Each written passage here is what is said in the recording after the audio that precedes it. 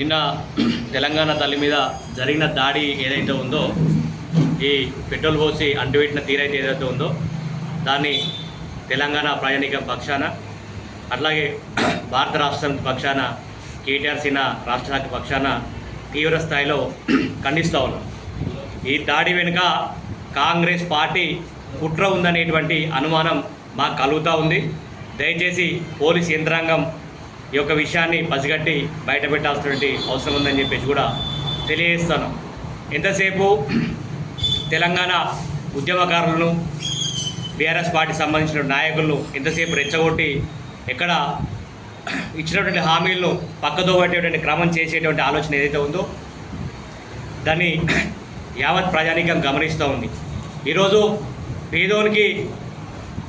పేదోడు ఏడవద్దు, బుక్కెడు బువ్వకు, కూడుకు గుడ్డకు ఏడవద్దు అనేటువంటి లక్ష్యంతో తెచ్చుకున్న తెలంగాణలో సుభిక్షంగా ఉండాలన్న ఆలోచనతో కేసీఆర్ గారు మంచి పనులు చేస్తే, ఈరోజు ఉన్నటువంటి రేవంత్ సర్కారు కట్టుకున్న గూళ్ళను కూలుస్తూ ప్రజలను కన్నీళ్ళ పాలు చేస్తూ ఉంది.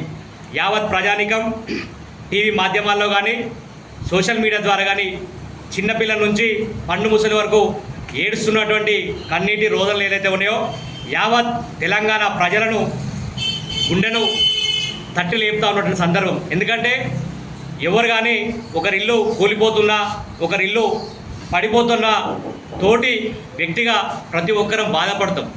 మన తోటి ఉన్నటువంటి వ్యక్తి సంతోషంగా ఉండాలనేటువంటి ఆలోచన చేసేటువంటి సందర్భాన్ని మనం గుర్తు చేసుకోవాలి. ఎందుకంటే పక్కోనికి కష్టం వస్తే సహాయం చేయకపోయినా సరే వానికి నష్టం చేయొద్దనేటువంటి సిద్ధాంతంగా తెలంగాణ ప్రజలు ముందుకు పోతారు.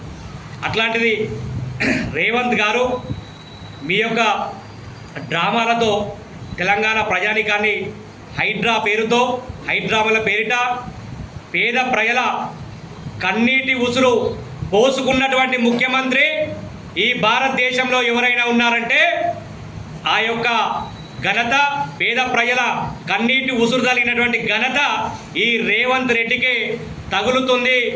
ఆ పేదల ఉసురు తలిగి త్వరలో నీ సర్కారు కూలిపోతుందని చెప్పేసి కూడా హెచ్చరిస్తూ ఉన్నాం. ఇప్పటికైనా నీ తీరు మార్చుకో. ఇచ్చినటువంటి హామీలు ఏవైతే ఉన్నాయో వాటిని అమలు చేసే దిశగా అడుగులే తప్ప ఎంతసేపు తెలంగాణ తెచ్చినటువంటి కేసీఆర్ గారి పేరును చెరిపేస్తా అంటే అది నీ తరం, నీ తాత తరం కూడా కాదని చెప్పేసి కూడా హెచ్చరిస్తూ ఉన్నాం. ఎందుకంటే కాంగ్రెస్ నాయకులు మీరు కూడా చెప్పాల్సి ఉంటుంది. ఎందుకంటే ఇలా మీ తీరు కూడా బాధాకర అంశంలో ఉంది. చీమలు పెట్టిన పుట్టలో పాములు దూరినట్టుగా కాంగ్రెస్ పార్టీలో రేవంత్ రెడ్డి దూరి ఇలా సీనియర్ను పక్కబెట్టి ముఖ్యమంత్రి అయ్యిండు. ఇలా ముఖ్యమంత్రి ఏం చేస్తావా అంటే పేద ప్రజల కన్నీటి తుడిచే అవకాశం నీకుంది, కానీ ఇలా వాళ్ళ ఉసురు పోసుకుంటున్నావు.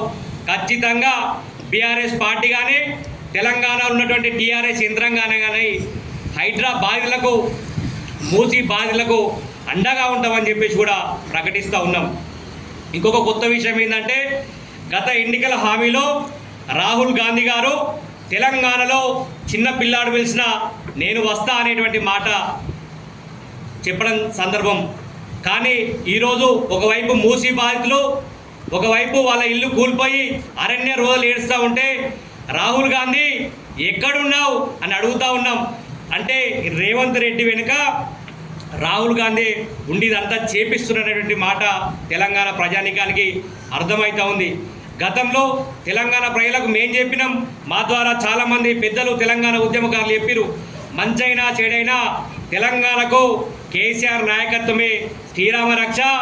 వేరే ఏ పార్టీ అధికారంలోకి వచ్చినా తెచ్చుకున్న తెలంగాణ కుక్కలింపిన విస్తారాకైతే అనే మాట గతంలో పెద్దలు చెప్పడం జరిగింది.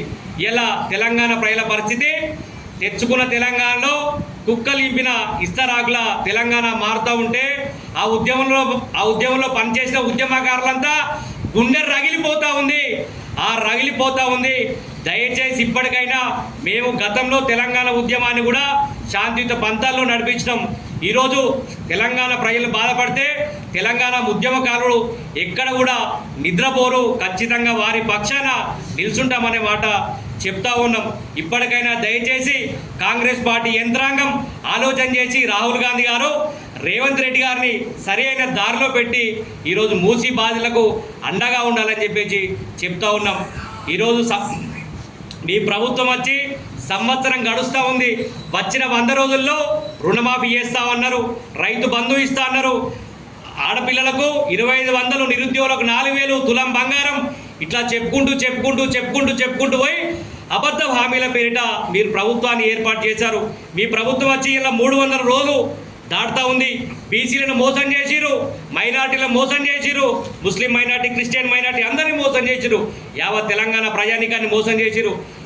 మీ యొక్క మోసపూరిత విధానాలు ప్రజాక్షేత్రంలో ఖచ్చితంగా ఎండగడతామని చెప్పేసి కూడా తెలియజేస్తూ ఉన్నాను.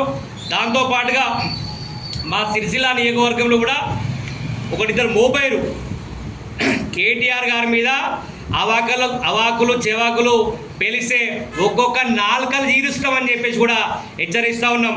ఈరోజు మేము హద్దులు దాటలే ఒక మంచి క్రమశిక్షణ కలిగిన నాయకత్వంలో మేము తెలంగాణ ఉద్యమాన్ని నడపగలిగినాం. కేటీఆర్ నాయకత్వంలో ముందుకు పోతూ ఉన్నాం. మాకు మాటలు రాక చేతలు శాతగాక లేదు బిడ్డ, ఒక్కొక్కరిని హెచ్చరిస్తూ ఉన్నాం.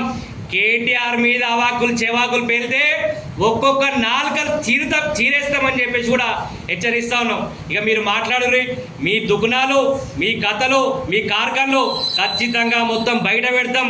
ఏదో ప్రభుత్వం వచ్చి 3 నెలలు 4 నెలలు అవుతుంది కదా, పోనీ ఎవరి పని వారు చేసుకోరు ఇవ్వాలనేటువంటి ఉద్దేశంతో మేము సైలెంట్గా ఉన్నాం తప్ప కానీ ఈరోజు మీ అక్రమ బండారం అన్నీ బయట పెడతాం. మొన్నటికి మొన్న మీ అక్రమాలు, మీ యొక్క వసూలు దందాలు మేము బయట పెట్టలే.